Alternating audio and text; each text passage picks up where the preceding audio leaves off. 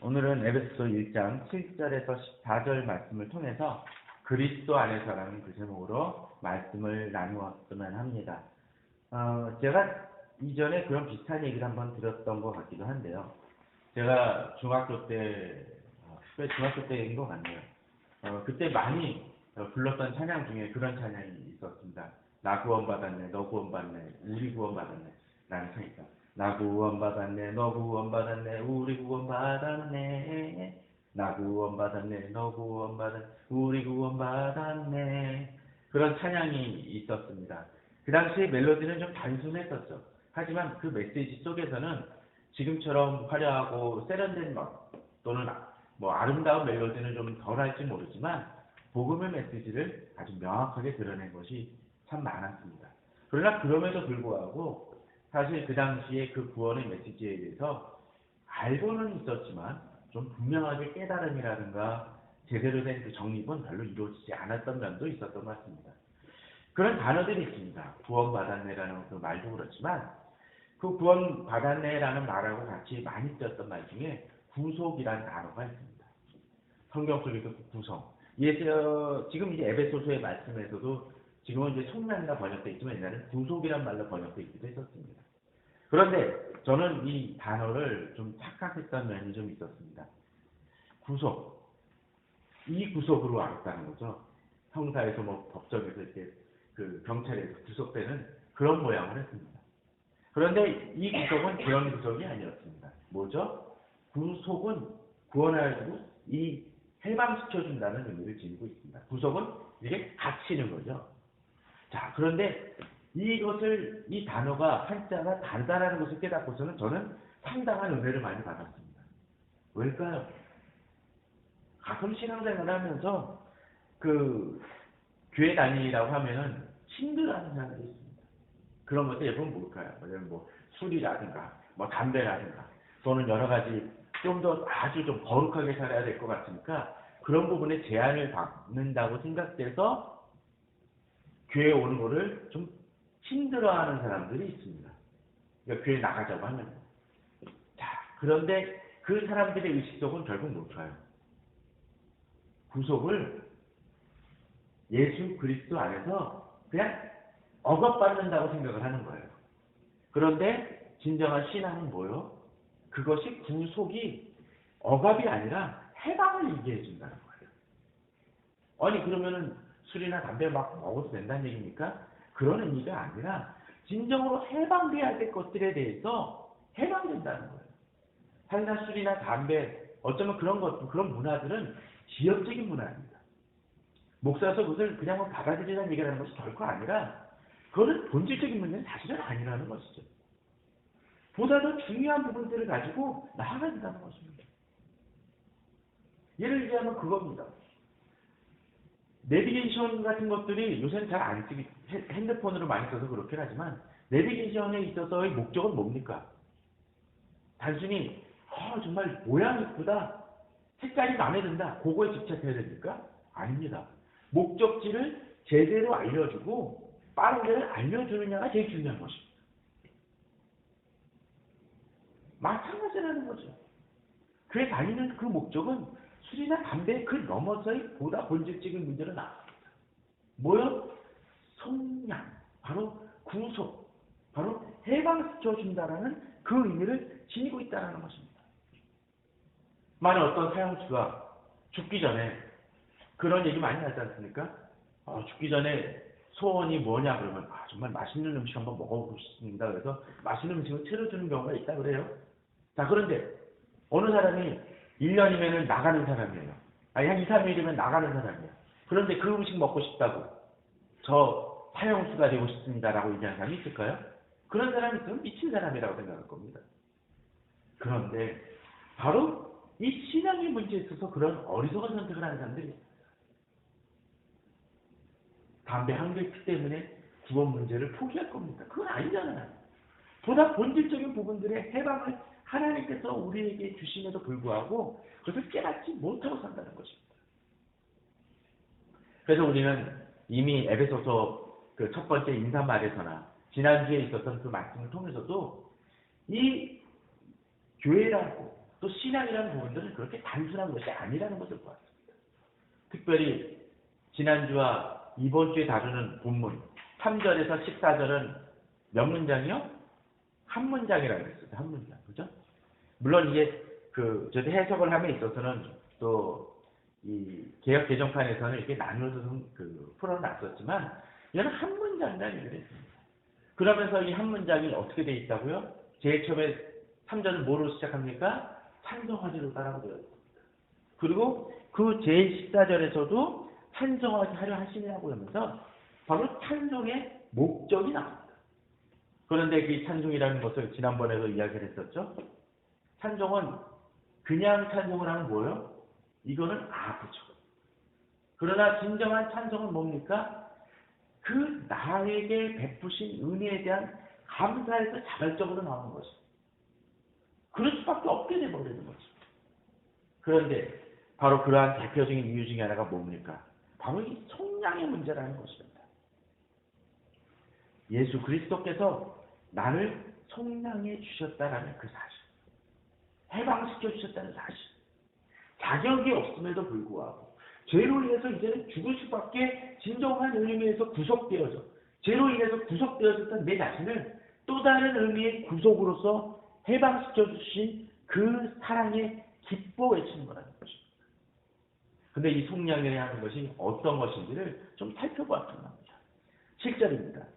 우리는 그리스도 안에서 그의 은혜의 풍성함을 따라 그의 피로 말미암아 속량 곧 죄사함을 받았습니다. 자, 이 속량이 뭐라고요? 죄사함이라고 하죠. 곧 죄사함이라는 건 동급이라는 얘기예요. 그렇습니다. 죄사함 받다는 뭡니까? 나는 죽을 수밖에 없었던 존재라는 거예요. 그런데 거기서 죄에 대한 면죄부와 깨끗이 여김을 받았다는 것입니다. 지난번에 에베소서랑 쌍둥이 서신이 뭐가 있다고 그랬죠? 골로새서라는 얘기를 했었죠. 거기 골로새서 1장 13절 14절을 보면 이렇게 나옵니다. 그가 우리를 흑암의 권세에서 건져내사 그의 사랑의 아들의 나라로 옮기셨으니 14절 중요합니다. 그 아들의 안에서 우리가 속량 곧 죄사함을 얻었도다. 거의 비슷하죠? 그죠? 속량 곧 죄사함을 얻었도다라고 되어 있습니다. 자, 또 14절, 골로새서 1장 14절로, 에베소서 1장 14절로 다시 돌아갈게요. 거기 보면 또 뭐라고 되어 있냐면, 이는 우리 기업의 보증이 되사 그 얻으신 것을 뭐요? 속량하시고 그의 영광을 찬송하게 하려 하십니다. 우리가 어떻게 돼요? 속량 받았다라는 것입니다. 그렇습니다. 우리가 속량 받았고 구속되어졌다라는 그 단순하게 사용되어지는 그 말은 죽을 수밖에 없었던 존재가 이제 죄사함을 받았다는 놀라운 사실로 되어집니다. 특별히 골로새 1장 14절에서는 어떻게 돼요? 흑암의 권세입니다. 흑암의 권세. 거기서 어떻게 해요?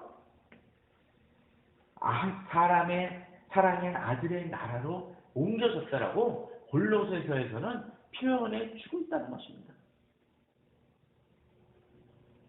그렇습니다. 마치 저쪽 다른 나라에서 인종학살이 막 벌어지는 3억의 현장 속에서 마치 특별히 베트남이 멸망할 때, 멸망이라고 하면 거기 또 통일이 된 상황이 어떤 면에서. 그런데 어찌됐건 간에 그쪽에서 미군의 어떤 나머지 사람들이 헬기를 타려고 막 발버둥 치는 장면들이 그 당시 유명했던 사건이 있습니다. 남았으면 어떻게 될까요? 그들은 죽거나 포로입니다. 근데 헬리콥터를 타면 어떻게 돼요? 해방과 목숨이 살아나는 것이죠. 우리의 삶이 그렇다는 것입니다. 우리의 해방이 그렇다는 것입니다.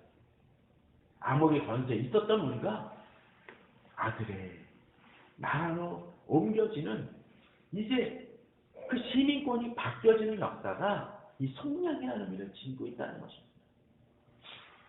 또한 이것은 어떤 것입니까? 7절에 보면 그의 피로 말미암아라고 되어 있습니다.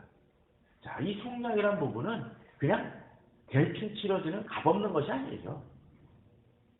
싸구려 은혜가 아니라는 겁니다. 대가가 뭐요? 그의 피로 말미암아. 그는 누구요? 예수 그리스도의 피로 이루어진 일이라는 것입니다. 그러니까 앞에서 뭐라 그럽니까? 그의 은혜의 풍성함을 따라. 이렇게 값진 것입니다.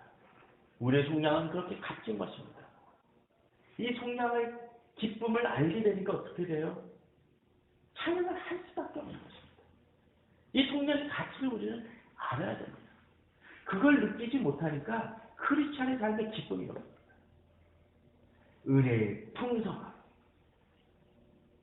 적당히 그냥 하나 주는 것이 아닙니다. 넘쳐나는 은혜라는 것입니다.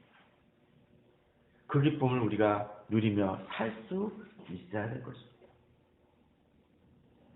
또한 이 은혜의 풍성은 어떤 의미를 지니고 있냐면, 이 속량은 어떤 것을 지니고 있냐면 9절을 한번 보겠습니다. 9절 제가 읽겠습니다. 그 뜻의 비밀을 우리에게 알려주신 것이요 그 기뻐하심을 따라 그리스도 안에서 때가 찬 경륜을 위하여 예정하신 것이다.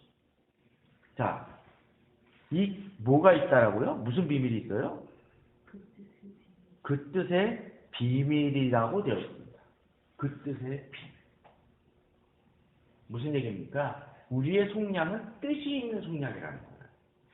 11절에는 뭐라고 되어 있나요? 모든 일을 그의 뜻의 결정대로 이루시다. 이게 무슨 얘기죠?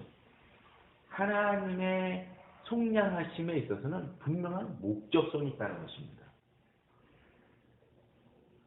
그 목적은 뭡니까? 앞에서 얘기했던 것처럼 우리가 그냥 암흑의 권세에 처한 것이 아니라 옮기시고자 하는 분명한 뜻이 있다는 거예요. 자, 우리가 헨젤과 그레텔이라는 유명한 동화를 알죠. 그죠? 근데 헨젤과 그레텔에서 마녀가 헨젤과 그레텔에게 먹이는 목적은 뭡니까? 잡아먹기 위해서죠. 살찌게 하기 위함이에요. 그런데 우리가 개나 고양이를 키우면서, 요새는 그러지 않겠죠? 옛날 시골에서는 고양이는 아니지만 개 키울 땐 이유가 뭐예요? 잡아먹기 위해서 하는 경우들 많았었어요. 그런데 지금 개를 그렇게 키우는 사람들이 있나요? 가끔 있긴 하지만 대부분의 경우는 그렇지 않습니다. 목적성이 다르다는 것이죠. 하나님께서 우리를 옮기신 이유는 단순히 그냥 옮겨줄게, 내 기분 내키니까 해줄게, 그것이 아니라는 것입니다. 우린 거기에 대한 자부심이 있어야 됩니다. 그 뜻에 대한 그 깊은 의미를 생각할 때 우리가 얼마나 하나님께서 값어치 없는 존재잖아요. 우리가 값어치 없는 존재지만 우리를 값어치 있게 생각하셨다는 그 사실을 우리가 깨닫는다는 것입니다. 또한 우리의 속량은 또 다른 의미를 있습니다. 이 뜻이 있다는 거하고 좀 비슷하게 느껴질지 모르지만 조금 다른 의미로서 좀 더 멋진 하나의 단어가 있습니다. 자, 9절입니다. 자, 9절에 보게 되면 그 뜻의 비밀을 우리에게 알리신 것이요 그 기뻐하심을 따라 그리스도 안에서 때가 찬 경륜을 위하여 예정하신 것이니 되어 있죠. 때가 찬 경륜이라고 되어 있습니다. 때가 찬 경륜. 경륜이란 말은 하나님의 계획이라는 그 의미인데, 자, 때가 찬 경륜, 곧 여러 가지 이제 하나님께서 계획해 오신 것이 있는데 그것이 때가 찼다는 거예요. 또 11절도 봅시다. 모든 일을 그의 뜻의 결정대로 일하시는 이 계획을 따라 우리가 예정을 입어 그 안에서 기업이 되었습니다. 여기서 뭐요? 또 예정이라는 말이 나오고 있고, 또 일하시는 이 계획을 따라라는 표현이 등장하고 있습니다. 무슨 얘기입니까? 자, 하나님께서 우리에게 이루신 것은 뜻도 있지만 그 뜻은 언제부터? 오래된 계획을 통해서 이루어진 일들이라는 것입니다. 여기 놀라운 사실 하나가 있죠. 자, 지난번에도 이야기 들었지만 이 일은 즉흥적으로 이루어진 것이 아니라는 것입니다. 얘가 보니까 불쌍해 갑자기 그러니까 구원해야겠다 라는 의미가 아니라는 것입니다. 하나님은 우리를 구원하시기 위해 오래전부터 계획하셨다는 것입니다. 지난번에 말씀 봤었죠? 그 계획이 언제부터요? 4절에 의하면 창세 전에라고 되어 있습니다. 또 히브리서 1장 1절에 3절에 보면 옛적의 선지자들로 우리에게 여러 모양으로 말씀하셨다고 되어 있습니다. 무슨 얘기입니까? 이미 계획하셨다는 일이라는 거죠. 특별히 그런 내용들이 어디 등장을 해요? 구약에. 구약 성경은 그냥 야 아브라함이 나타났네? 또 이삭이 나타났네? 모세가 나타났네?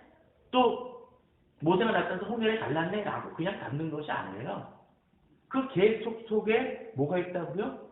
예수 그리스도를 보내주신다라는 그 하나님의 계획이 흐르고 있고 또 약속이 곳곳에 예언 속에 등장하고 있다는 것입니다.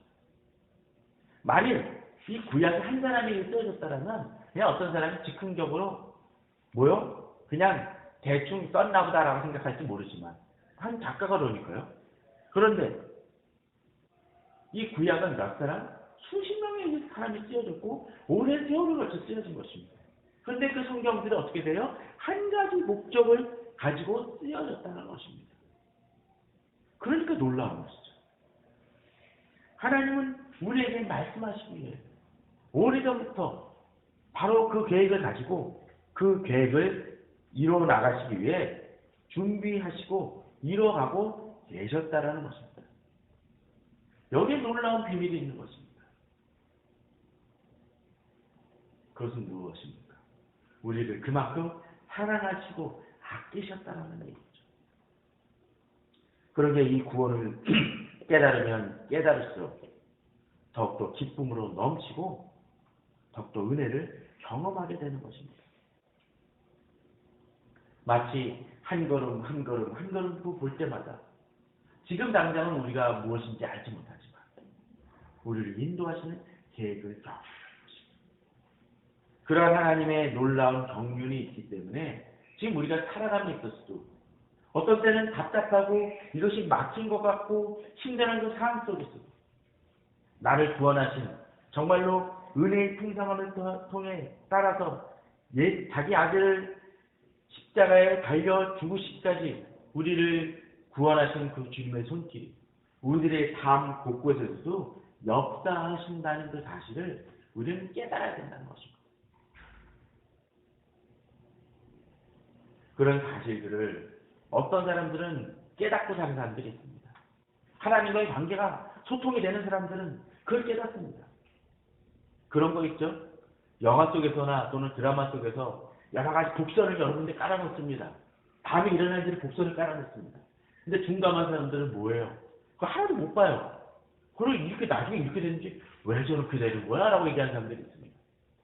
그런데 정말 좋은 영화들, 잘 만드는 영화들은 어떻습니까? 그 복선이 아주 깔려있고 또 그 세밀히 보는 사람들은 어떻습니까? 그걸 보고서는 이야 대단하다라고 얘기를 합니다. 그런데 누가? 하나님이 우리에게 얘기를 해주셨다는 거예요. 그런데 마치 영화 속에서는 그런 복선을 잘 알아내는 사람이 하나님이 나의 삶 속에 역사하시는 것들을 깨닫지 못합니다. 예전에 그런 얘기를 들은 적이 있어요. 제가 저랑 같이 공부했던 어느 전도사, 그 당시 신학교 때 전도사가 자기네 그 중고등부를 맡고 있었는데 중학생 하나가 아파트에서 떨어졌대요. 근데 살았습니다. 근데 어디 떨어졌는지 알아요? 나무까지 아니라 어디 자동차 지붕 위에 떨어졌대요. 그럼 몇 층이었는지 정확히 기억이 안 나는데 떨어졌는데 살았습니다. 근데 그게 앞에 교회 장로님 찾았어요. 그래가지고 뭐 물어달라는 얘기도 못하고 그냥 장로님이 마셨대는데 얘기했답니다. 장로님이. 너는 하나님께서 특별히 정말 사랑하셔서 구원하셨다. 살리셨다. 내가 하는 얘기가 에이 장로님 운이 좋아서 그래요. 물론 어려서 그럴 수도 있고 농담일지 모르지만 하나님의 은혜를 베푸심에도 불구하고 전혀 깨닫지 못한 사람이 있습니다. 민감한 사람들은 어떻습니까? 그걸 붙잡는 사람입니다. 그리고 그 순간순간 기뻐하는 사람입니다. 아무리 고급 음식을 주면 뭐합니까? 라면이나 인류 호텔에서 멋지고 정말 인류 셰프가 만들어진 그 음식이나 어떤 사람들은 그냥 먹는 거 배부르는 거로 그치는 사람이 있습니다. 그러나 정말 잘한다는 뭐예요? 그 음식을 즐기며 이렇게 좋은 거 썼구나라고 즐길 수 있는 사람입니다. 물론 미식가 아니라고 해서 문제는 미식가 아니면 뭐 어때요? 배부르면 그만이죠. 그러나 구원에 있어서 만약 그것을 깨닫지 못한다면 그건 불행한 사람입니다. 그래서 하나님과의 교제가 필요합니다. 성경을 읽고 기도하는 것이 중요합니다. 또한 이러한 성량은, 이런 구원은 갑자기 그 계획이나 그런 것들이 없어지는 것이 아닙니다. 13절을 한번 볼까요? 그 안에서 너희도 진리의 말씀 곧 너희의 구원의 말씀을, 구원의 복음을 듣고 그 안에서 또한 믿어 약속의 성령으로 인치심을 받아. 자, 앞서 속량이라는 표현을 썼죠. 그 속량은 내가 대충 뭐 잘못한다고 해서 없어지는 거 아니에요. 근데 그 증거가 확실히 뭡니까? 인치심이라는 것입니다. 인치심. 이라는 건 뭐예요? 도장 찍는 거죠. 넌 누구 거다 라고 하고 확언을 하고 변개치 않는 것입니다. 이런 모습이 또 11절에 뭐라고 나옵니까? 뒤에 후반부의 구절을 보면 우리가 예정을 입어 그 안에서 뭐요? 기업이 되었으니라고 되어 있고, 또 14절에서는 뭐요? 이는 이 기업이 뭐요? 우리 기업의 보증이 되사. 앞서 인치심보다는 좀 약한 표현일지 모르겠지만 동일한 표현을 지니고 있습니다. 뭐요? 우리가 인치심을 받고 주님의 우리가 기업이 되었다는 것입니다. 놀라운 사실 아닙니까? 뭐죠? 구원의 확신이라는 것은 어떤 의미에서는 바로 그런 것을 의미합니다. 흔들릴 이유가 없다라는 것이죠. 구원의 확신은 담력을 가져옵니다. 어디 간다 할지라도, 사단이 우리들을 공격한다 할지라도, 심지어 내가 어떤 때 우리가 살다 보면 넘어질 때도 있습니다. 실패할 때도 있습니다. 어쩌면 부끄러운 짓을 하고 해야 될, 부끄러운 짓을 하게 된 그런 지경으로 떨어질 때도 있을지 모릅니다. 그런데 그럼에도 불구하고 뭐요? 하나님이 우리를 인치시켰기 때문에 뭐예요? 우리가 하나님이 나를 구원하시고 놓지 않으신다는 사실을 믿는 것입니다. 마치 고급 개가, 고급 순정 개 한 마리가 있다고 쳤습니다. 뭐 말티즈나 뭐 푸들 같은 경우 하얗잖아요. 근데 그 개가 며칠을 잘못해서 길을 잃어가지고 시궁창이나 더러운 데서 막 불렀다고 쳐봅시다. 그럼 어떻게 되나요? 색깔을 져요. 지저분합니다. 그냥 털이 엉기고 그래서 그런 개가 되면 어떻습니까? 겉으로 보기에 이게 푸들인지 말티즈인지 구분이 잘 안 갈 때도 있습니다. 그냥 이게 좀 잡종견 같아요. 근데 주인이 발견을 했습니다. 그걸 씻습니다. 그리고 깨끗해져요. 자, 퀴즈 한번 낼까요? 지저분해졌을 땐 푸들이 아닙니까? 깨끗해질 때만 푸들인가요? 비록 먼지가 뒤집혀 있다 할지라도 그 개는 푸들입니다. 말티즈는 말티즈예요. 왜냐하면 그렇다 할지라도 주님 우리를 구원하심이 바로 그러한 것이라는 거죠. 우리가 그런 사실을 좀 깊게 깨달았으면 합니다. 인치심이라는 것은 바로 그것입니다. 순간순간에 집착하면 안 됩니다.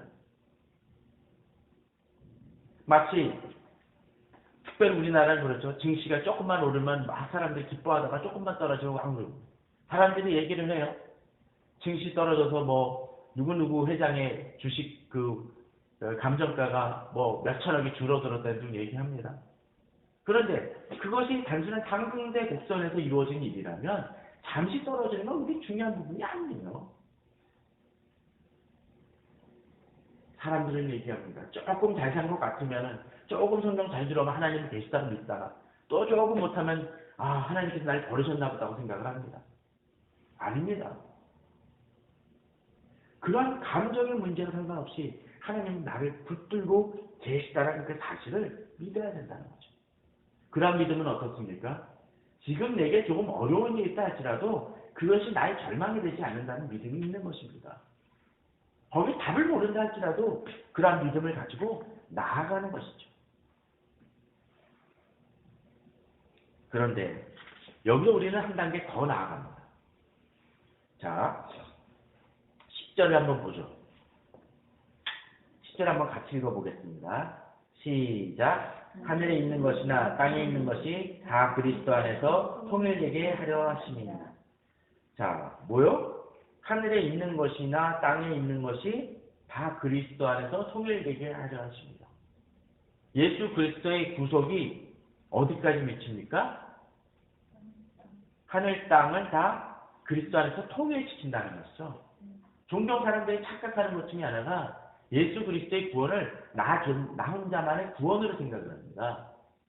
그런데 그 구원은 보다 더 폭넓은 의미를 지니고 있습니다. 자, 앞서 얘기 들었던 것처럼 그 골로새서 쌍둥이 서신이라고 그랬는데 거기 뭐라고 되어 있냐면 골로새서 1장 20절에 보면 이렇게 되어 있습니다. 그의 십자가의 피로 화평을 이루사 만물고 땅에 있는 것들이나 하늘에 있는 것들을 그로 말미암아 자기와 화목해 되기를 기뻐하십니다. 자, 화평이란 말은 뭐라고 그랬죠? 전에 예수 하나님과 우리가 죄로 인해서 깨어진 관계인데 그걸 뭐예요? 화평을 이뤘다는 건 뭐예요? 그 관계가 회복이 되어졌다는 것이죠. 그렇죠? 예수 그리스도의 피로. 그런데 이것이 누구에게 또 이루어져요? 하늘에 있는 것이나 땅에 있는 것까지도 포함된다는 거예요. 만물고. 그것은 우리가 동급이라는 얘기라는 게 아니에요. 뭡니까? 자, 예수 그리스도의 피로 하나님의 아들이신 예수 그리스도와 또 우리는 뭐가 됐어요? 하나님의 자녀 됐다고 그랬죠. 형제 됐다는 얘기를 했습니다. 이들은 형제는 아니에요.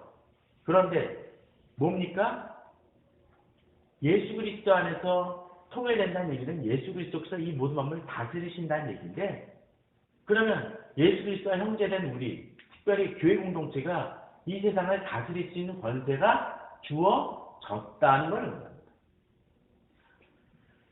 뭐 시간이 많이 가니까 그 자세히는 안 읽겠지만 로마서 8장에서도 그런 얘기가 등장을 합니다. 8장 19절에 보면 피조물이 고대하는 바는 하나님의 아들들이 나타나는 것이니 피조물이 허무한데 굴복하는 것은 자기 뜻이 아니요 오직 굴복케 하신 이로 말미암습니다.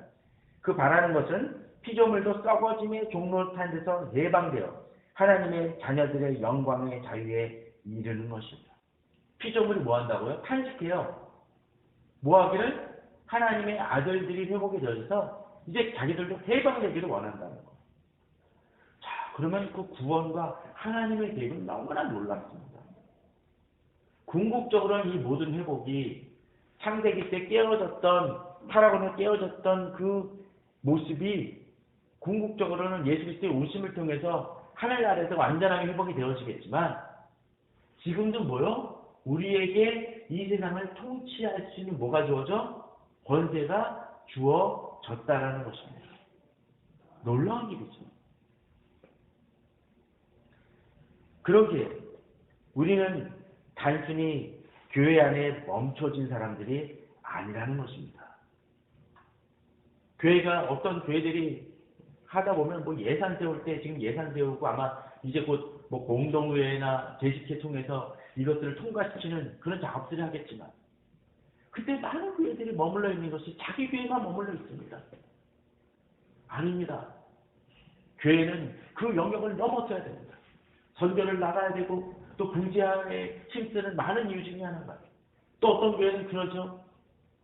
뭐 어떤 교회는 한 주에 들어오는 헌금에 아주 일부만 한 100만 원 정도만 남겨놓고 다 써버린다고 합니다. 기본적으로 나가는 그거 빼놓고. 왜?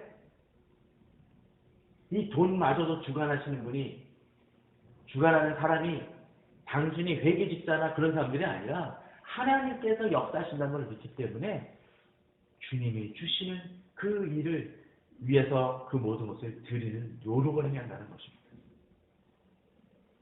오해 마십시오. 이 교회 건축을 위해서 뭐 1,000만 원 헌금하고 1억 헌금하고 그런 일을 드리는 것이 아니라 하나님 나라에 대한 비전이 있어야 된다는 것입니다.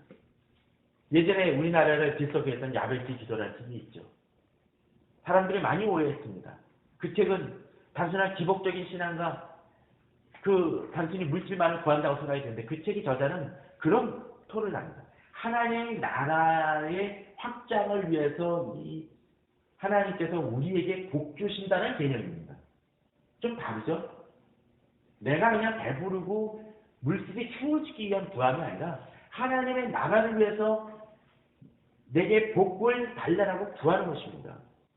우리가 직장에 일을 할 때 있어서도 주님 앞에서 비전을 꿈할 때도 바로 이런 믿음이 있어야 됩니다. 하나님의 나라의 확장. 왜? 우리는 뭐요? 하나님께서 주신 권세가 있다는 거예요. 이 세상을 다스릴 축복이 있다는 것입니다. 그렇기 때문에 우리는 우리 주변을 놓고 힘쓰며 노력해야 됩니다. 그것은 나이가 물질이 있어서만이 아니라 또 기도로서도 그 부분을 움직일 수 있습니다. 그런 경험들을 좀 해보시기 바랍니다. 나라의 문제를 놓고 어떤 문제를 놓고 기도하십시오. 나라의 위정자들을 정말 그 부분에 있어서 비판하는 것도 중요하지만 또 한 가지 문제는 그 사람 정말 잘못하면 기도해 줘야 됩니다. 바뀔 수 있도록. 그럼 어떨까요? 대통령이 아무리 잘못해도 우리의 기도 때문에 조금 덜 못할 수 있습니다. 어떤 때 목회자가 너무 못한다 할지라도 기도하기 때문에 조금 나아질 수 있습니다. 그 믿음이 있어요. 그것이 통치의 능력입니다. 어떤 때는 사람마저도 바꿀 수 있습니다.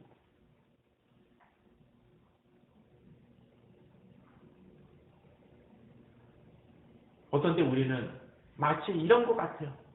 조그만 밥그릇 하나 놓고서는 뭐합니까? 주님 달라. 근데 하나님께서 주시기 위해서 어떻게 될까요? 아무리 하나님께서 부어주시려고 해도 요런 컵 하나 있으면 뭐합니까? 물이 그것밖에 안 차요. 우리 성경 속에도 그렇지 않습니까? 어느 선지자의 그 집이 너무나 힘들어가지고 먹을 게 없고 이제 어려운 지경에 처하게 되니까 어떡합니까? 선지자한테 와서 그러죠? 그렇게 구하니까 뭐합니까? 기름병을 네가 많이 준비해라고 얘기하죠. 그때 성경이 재미난 구절이 나옵니다. 빌려온 기름병 그런 여러 가지 그릇이 다 차니까 뭐 했다고요? 기름이 그쳤다라고 되어 있습니다. 그게 뭡니까? 더 주려고 해도 줄 데가 없다는 얘기죠. 꿈을 크게 가지시기 바랍니다. 그건 단순히 욕심을 얘기하는 것이 아닙니다.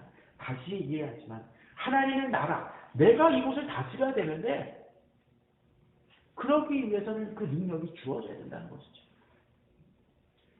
비전과 나의 앞날의 계획도 바로 그런 것입니다. 그럴 때 놀라운 일들은 일어납니다. 근데 사람들은 이 능력을 믿지 않습니다.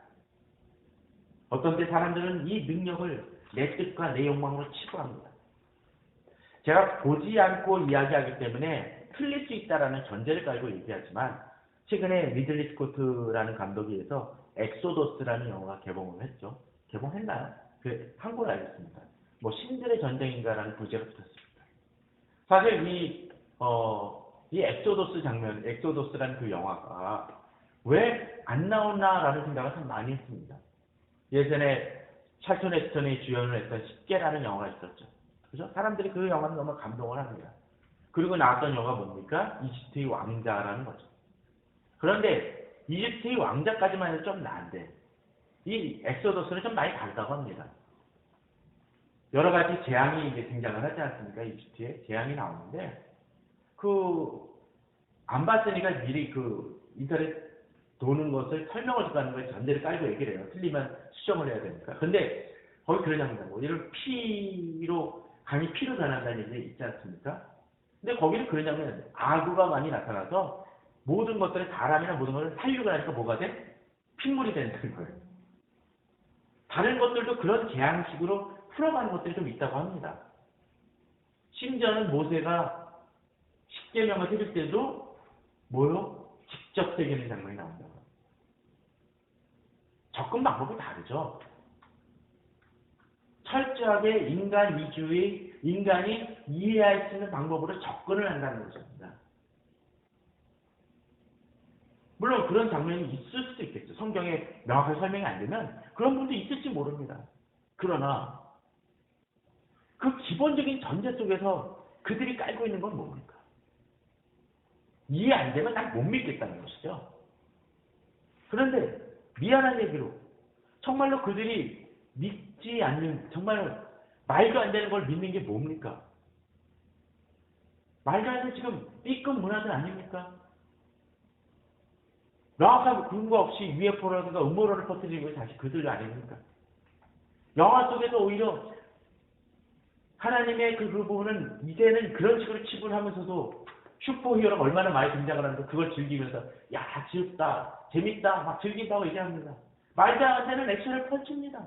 그러면서 사람들은 거기에 대해서 에이 너무 엉터리다라고 얘기하는 사람들은 아무도 없습니다. 하나님에 대해서만 그렇습니다. 교회가 지금 욕을 먹느냐 안 먹느냐를 떠나서 하나님에 대한 인식이 세상이 그렇게 흘러가고 있다는 것입니다.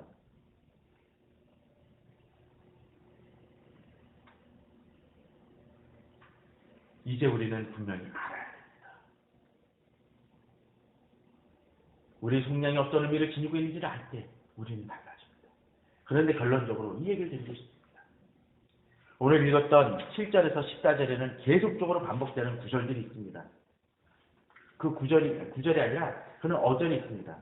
7절 그리고 9절, 10절 조금 다른 표현이지만 11절, 12절, 13절 거기서는 계속적으로 등장하는 하나의 단어라고 할까요? 그런 것이 하나 등장을 합니다.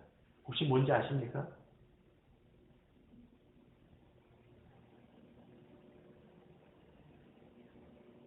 조금 눈치가 있으신 분들은 오늘 중부하고도 연관해질 수가 있습니다. 뭘까요? 예, 그리스도 안에서. 7절 우리는 그리스도 안에서, 9절 기뻐하심 따라 그리스도 안에서, 10절 그리스도 안에서, 11절 그 안에서, 또 12절 그리스도 안에서, 13절에 그 안에서. 뭡니까? 이 속량, 능력 주어짐, 인치심, 때가 찬 정률, 그것이 다 어디서 이루어져요? 그리스도 안에서라는 것입니다. 왜? 예수 그리스도께서 나의 죄를 핏값을 치르고 죽으셨기 때문입니다. 그 얘기는 뭡니까? 교회가 또 우리 자신이 믿음으로 나아간다는 것은 예수 그리스도가 중심이 되어질 때 능력이 나타나고 찬양이 나타나고 영광이 나타난다는 것입니다. 저희 두 주에 걸쳐서 보았던 3절에서 14절의 찬송하리로다라는 그 구절 속에서는 그냥 하나님을 찬양하는 것만이 아니라 예수 그리스도의 피로 우리를 구속하신 그 사랑을 찬양하는 것입니다. 그렇게 값진 것을 찬양하는 것입니다. 또 그 피를 의지할 때 우리가 하나님의 아들됨을 인정할 수 있고 믿을 수 있고 또 하나님의 아들 되어질 때 때가 찬 영문을 위하여 계획하신 것을 믿을 수 있고 또 우리를 통해서 이 세상 모든 만물을 다스릴 수 있는 권세를 주셨다는 그 사실을 믿을 수 있는 것입니다. 그러기에 우리는 그 무엇보다도 이 예수 그리스도의 복음을 붙들어야 됩니다. 예수 그리스도의 말씀을 붙들고 나아가는 것입니다. 13절에 그 안에서 너희도 진리의 말씀 곧 너희의 구원의 복음을 듣고라고 되어 있습니다. 그 안에서 또한 믿었다고 되어 있습니다. 뭐를 통해서? 진리의 말씀이라는 것이죠. 예수 그리스도의 복음의 그 사실을 믿음을 통해서 우리가 인치심을 받았다는 것입니다. 저는 이 장문의 이 한 문장을 마무리 지면서 우리가 이 사실을 붙들고 나아가길 바랍니다. 그리스도 안에서라는 그 믿음. 그리고 그리스도 안에 있을 때 내게 능력이 주어진다는 그 사실. 그리고 그 능력의 말씀을 붙들고 기도의 무릎을 꿇고 말씀을 붙들고 나아가는 주님은 우리 자신을 위해서 놀라운 일들을 이루실 것입니다.